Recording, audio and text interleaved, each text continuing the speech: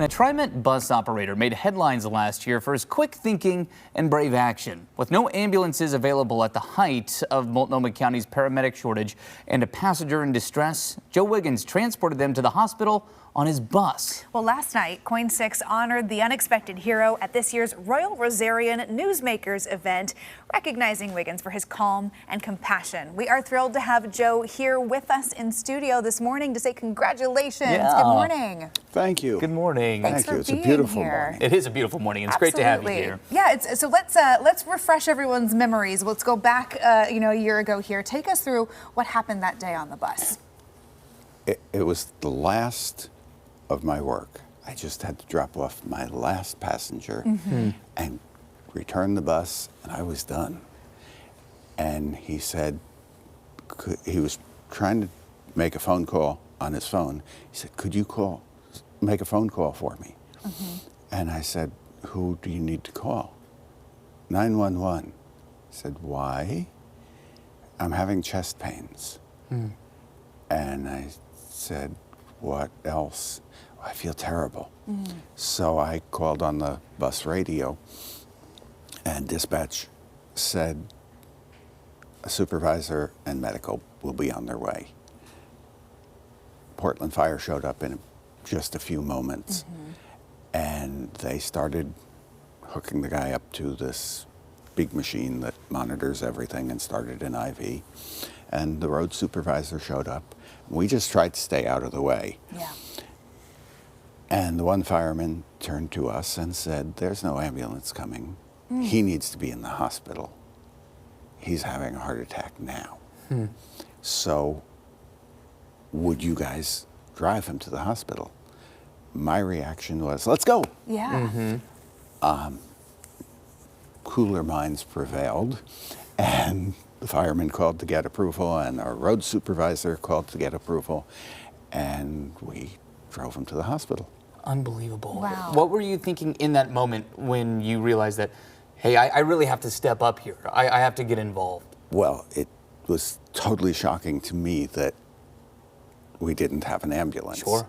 And it was no big deal to me to drive him to the hospital. It was like a 5-minute drive. The fireman sort of said, you can just drive him right up to the door of the emergency room, which you can't in a 40-foot long bus. In a massive bus. How does that work? Yeah.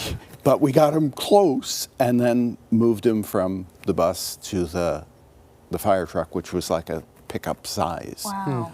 Well, and it was that quick thinking and everyone's willingness to say, yeah, we have to deviate from the route, from the schedule. We have to do something different. From the standard protocol to help him that really made all the difference. I was informed that